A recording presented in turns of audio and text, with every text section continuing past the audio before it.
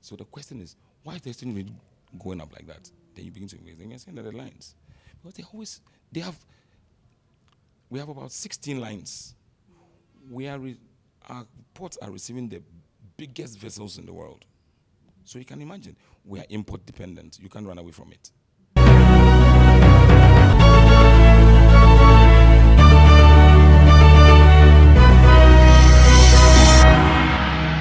Hello and welcome to BizTech on GhanaWeb TV. My name is Ernestina Sewa Asante.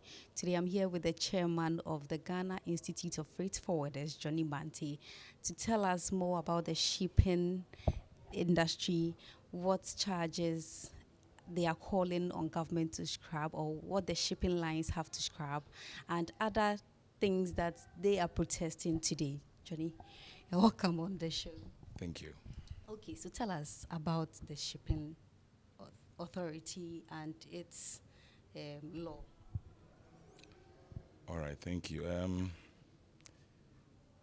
Within our space, there is the Ghana Shippers Authority Act. There is it has an LI, that's the LI 2190, which clearly states that, amongst other provisions, that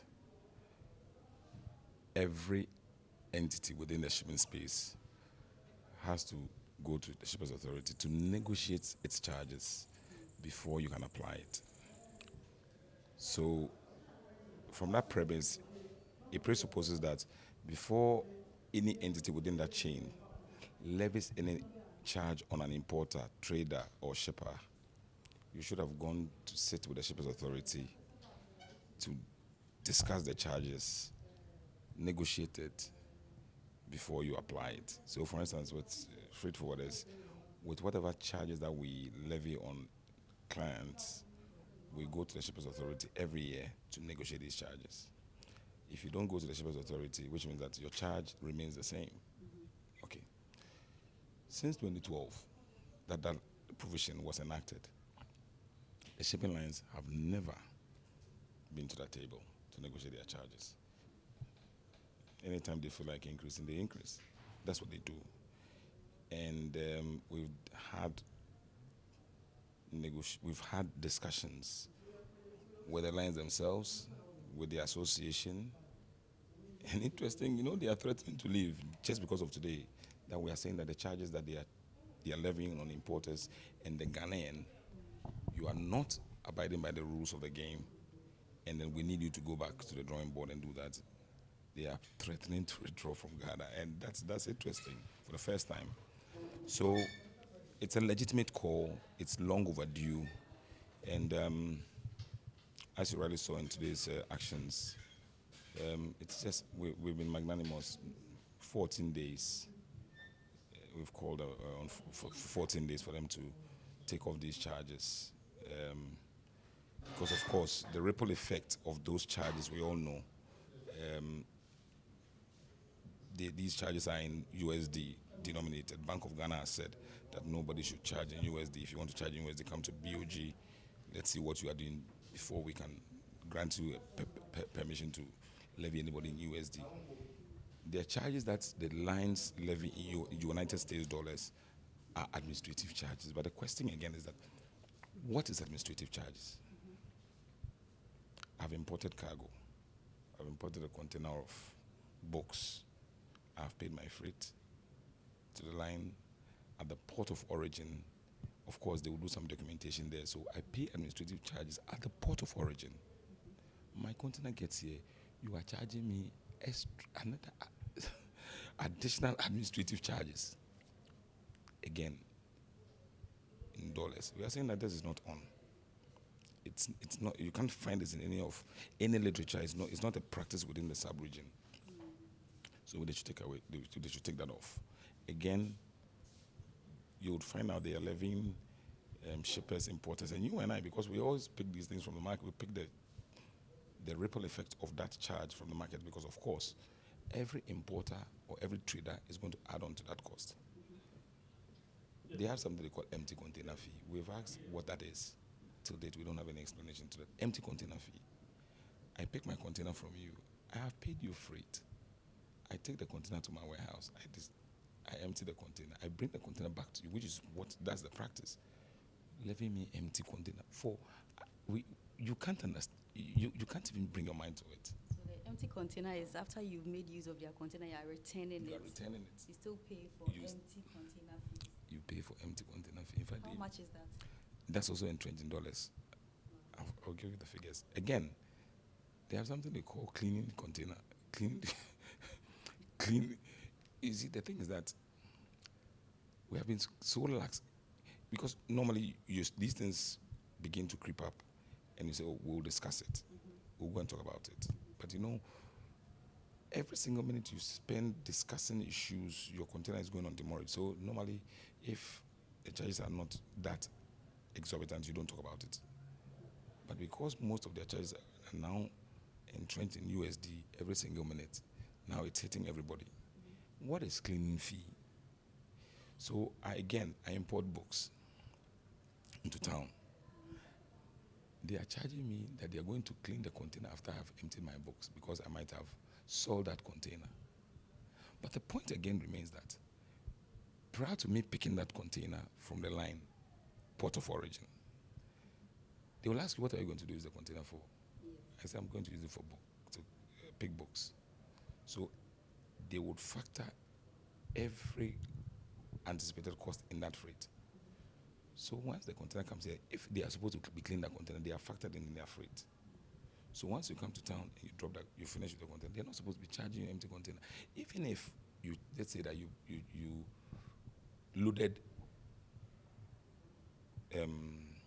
spare parts.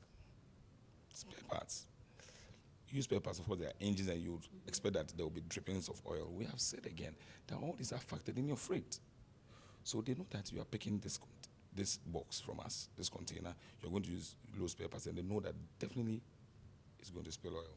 I mean, they anticipate whether you spill oil or not, they will factor that cost into it and charge you the freight.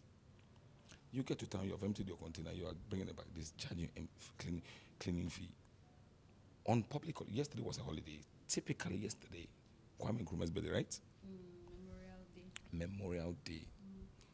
We didn't go to work. Reflecting on Osajifo. These guys, they are also at home. Whatever they are doing, we don't know. Yet they will charge you demurrage on a public holiday in USD.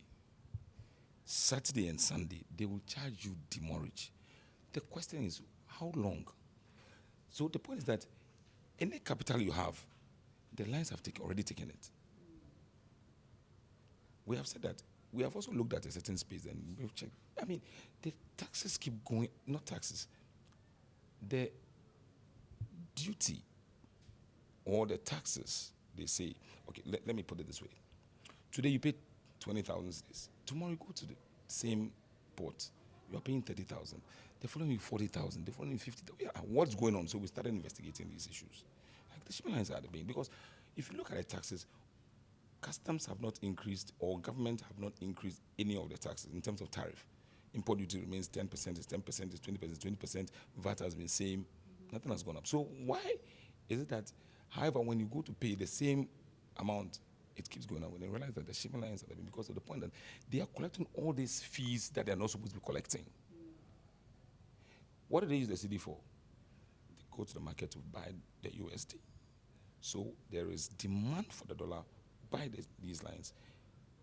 So consistently, the exchange rate, the rate that keeps going up, it is the shipping lines. Think of you going to the market to buy a product. Surely, if I buy cargo for $20,000, by the time I finish selling off, I get CDs, I won't get that same $20,000. So if I brought in one container, the next time I'm going to probably bring a quarter of a container. This cannot continue. What are they doing for us in this town?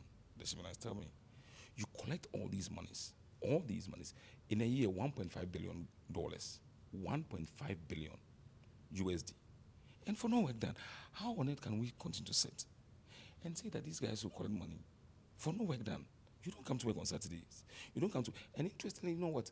They have even started blocking importers, traders freight forwarders from working. How do they do that?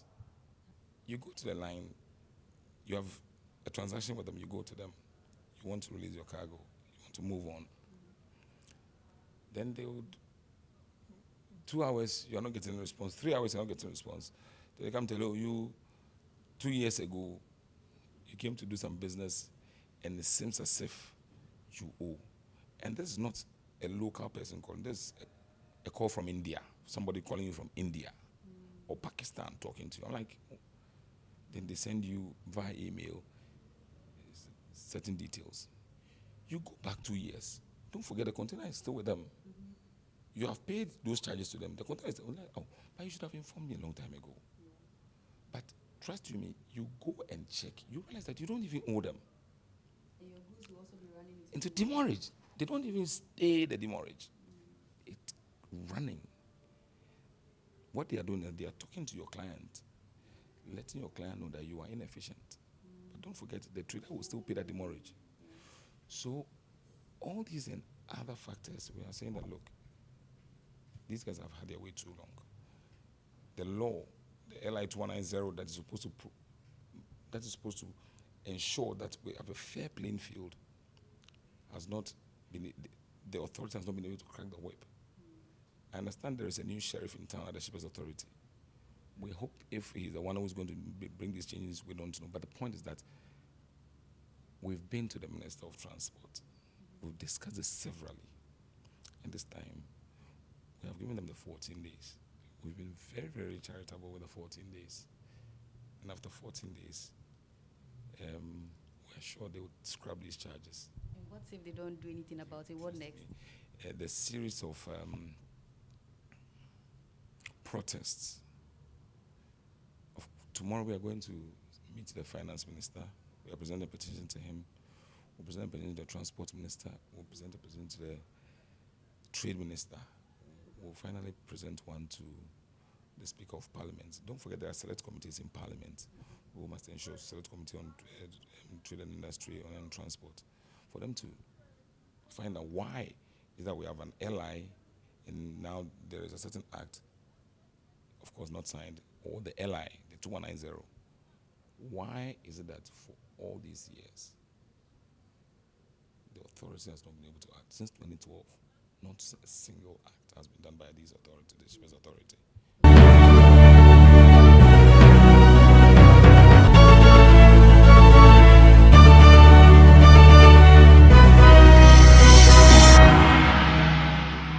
Realize that one shipping line did not operate today.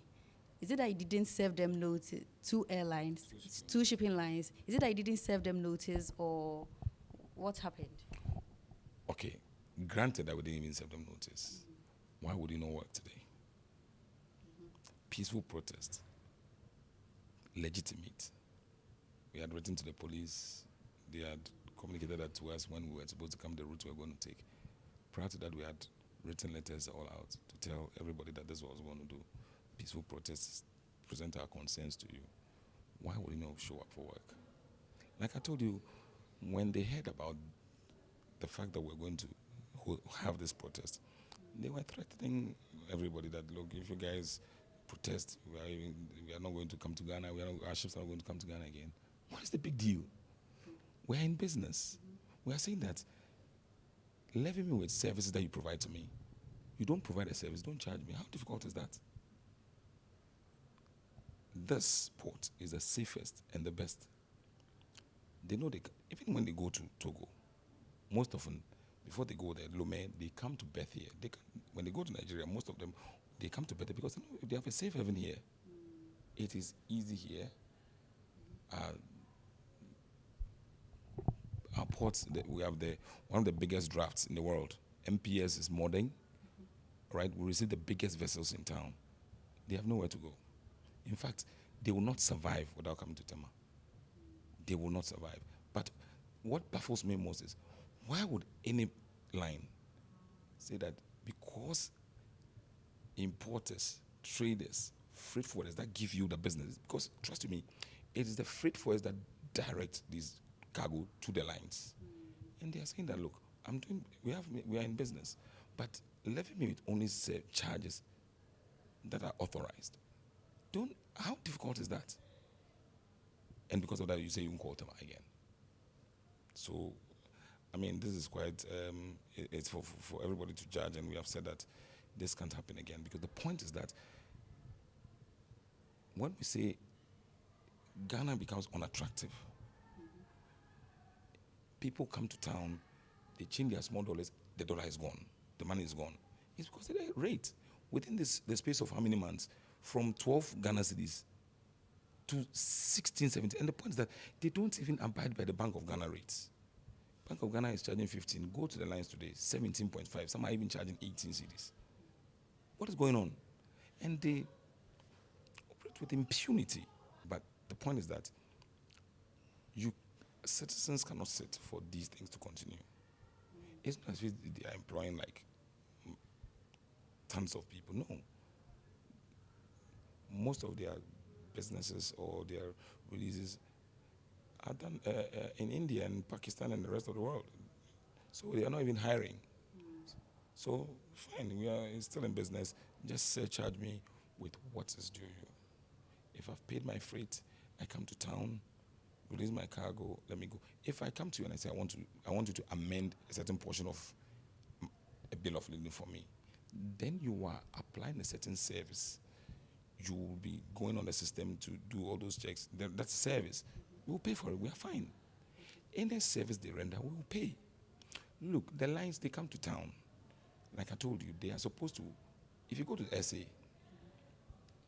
every line is supposed to transfer the cost of maintaining and handling the vessel in the port of discharge.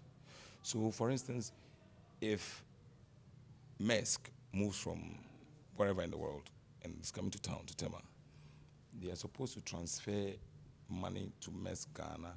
So Maersk Ghana will use that money to service the vessel, because when the vessel comes to town, there are port dues that they have to pay to GPHA because it bets in GPHA waters. And although, don't forget, all those monies have been paid, it's embedded in the freight. Look, everything is embedded in the freight. They don't do that. The lines, what they do is that they pick up the cash here in Ghana. They come and they mop up. They will charge you administrative fee. So no dollar comes in. The dollars that they are supposed to transfer to their, say, shipping, let's say Costco or wherever, to Ghana, they will not transfer the money. They keep the money, the dollars, they keep it wherever it is. Then they come to town, they charge you administrative fee. Your holiday, you don't come to her one-on-one, let them pay administrative demurrage. Saturday, they won't come to work. Some of them even close at 3 o'clock. You go to their offices, they are in meetings. Meetings. Oh, you people should wait. Now, even customs duties, you pay online. Customs duties. With some of the lines, you will have to take the cash or go to the bank, pay at the bank. The bank have to tell them that, yes, the money has hit. When is this? They want them to make use of technology. The point is that they are intentionally delaying your time because it's money for them. Intentionally wasting and delaying your time, because for them, the longer they keep your cargo in port, it's more money for them. And the offices that you see around that they have, it's because they want business to the back end. Because once the containers come, they are empty containers, so they won't need exports to go back. So the administrative charges are paid by exporters. Do you understand? On the outward bound. So we are saying that these things, they've gone on for far too long, and 14 days is fine. Well, one will be asking, per your estimate, how much is the administrative charges that's 1.5 billion a year. Okay. Dollars a year. Do you know how much? Look, this money to traders.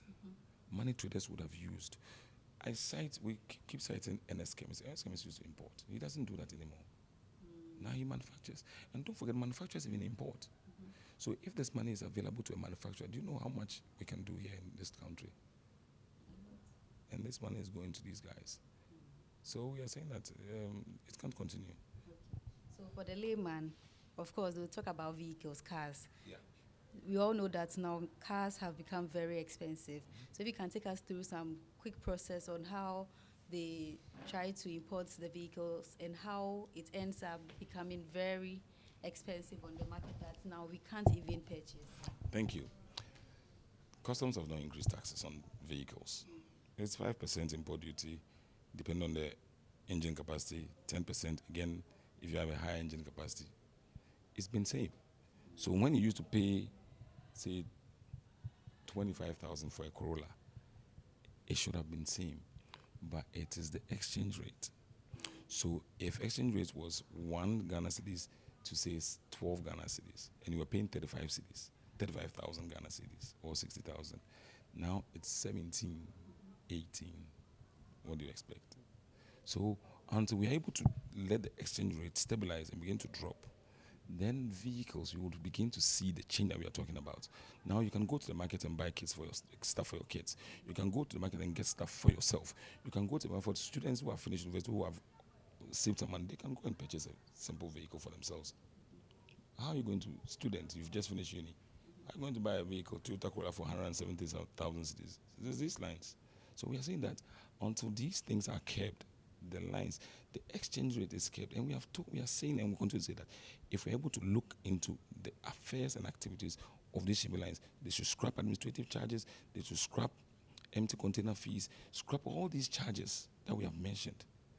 The rate will begin to fall, because then there will be no need for them to go for the dollar anymore. The pressure on the dollar will stabilize.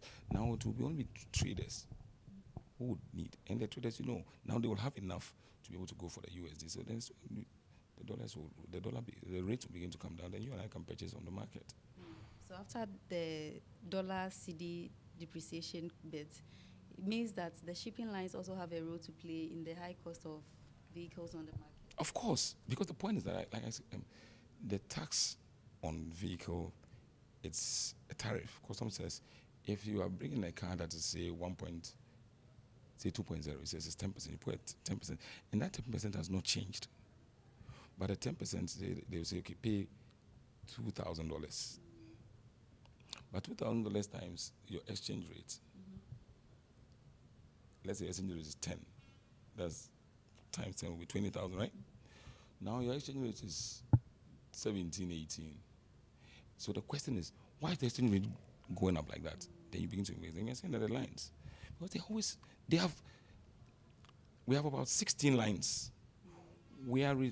Our ports are receiving the biggest vessels in the world. So you can imagine, we are import dependent. You can't run away from it. So these guys have tons of CDs chasing the dollar. So every single day, your dollar keeps rising. So the same $2,000 that you have, the point is that because your CD is depreciating, because the demand for the dollar is high, the dollar will continue to go up. So any CD any amount of dollars, any rate that is pegged, that is, if it's $2,000, like I said earlier, now the 2,000 at 10 CDs is 20,000. Now 2,000 at 17, it keeps going up and up and up. So the point is that until we keep these things, then there will be no demand for the dollar anymore. Then the duties and taxes, or the real nominal value you pay for vehicles or for any item import will begin to rise. Now go to the market. Go to the market. Pick any item. Today you go to the market. Tomorrow it's changed. Oh, in 24 hours the price. Exactly my point. Because the lines, the demand for the dollar is insatiable. And trust you me, and this is on record. Let me check whether all these monies go through the BOG. No. They are the only means of the point is that it doesn't have to get there. As much as possible, we are saying that scrap these charges. They are not legitimate. They are not practices that can be found anywhere in the world. Look, recently Togo, Ghana is always seen as a beacon. So anything Ghana does, everybody wants to do it. We implement something, other West African want to do it. They send every time they have a delegation coming to Ghana to come and see what's going on here. After all, Ghana credit are charging administrative charges. 16,000, 17,000 per container. Togo have started 2,000 cedis per container. Not per container, but even if you have 10 containers, you still pay 2,000 cedis. Here, if you have 10 containers on one document, you pay 17,000 times 10. 70,000 cedis. Times 10. To do what? To administrate what? What are they administrating? The container is in port, it's either MPS or GBH. What are you doing? I've paid my freight, I've paid everything to you. You are telling me that you're administrating something, so I should pay you 170,000 cedis to what? To punch a few, punch on your PC and then just do a release. It's paid. I've paid you. You are only to see that, look, there's the rights full on, and that's it. So these are the things we are saying that, look, you are not doing a job, don't charge me. The WTO Trade Facilitation Agreement even says it. Charge any fee that is commensurate to the service that you are providing. You are not providing any service, why charge? I don't know which part of the world that this thing happens. It doesn't happen anywhere. So under the African Continental Free Trade Area, how does this help eliminate the trade barriers? Tell you what, you see, the point is that if your space is unpredictable, if the space is expensive, nobody will use a corridor. We are expensive because of the lines. Very expensive. Very, very, very expensive. You see, what is helping us, the reason why the vessels came, because we have a safe haven. You don't find pirates around here. Beautiful port, so they will keep coming. But the point is that it is not help. I mean, you've heard of AFTA, but you know it. The way AFTA should have, where we expect AFTA should have to be now. We are not there. It's because we are expensive. So who would pass to do a corridor? You understand what I'm saying? So we have to eliminate these charges. Let the space be open. Let the space be predictable, because you can see that AFCA is to open up our markets, but where these charges continue to apply, it becomes difficult, super difficult. Because if I have to come to Tema, and I'm like, but Nigeria is not safe, but it's far better, it's far cheaper. It will go to Nigeria. Any of the Apapa, any port, Apapa, wherever, Tinkan, wherever port, they will go there. So we are actually, the lines are not helping us at all. These charges have to go. It's not for me. It's for every Ghanaian. It's for the economy, for Ghana, for economy to blossom. It's dangerous where we are at the moment. What the activities are like, it's pretty. Look, governments, they can do all the numbers. They will not find a solution. It is a shame. I'm saying let us curb these charges that are illegitimate, that they're not supposed to be charging. Let us take them off. And within 1 month, let's see how the rate will begin to drop. It's there, it's simple. We know it's there, that's what it is.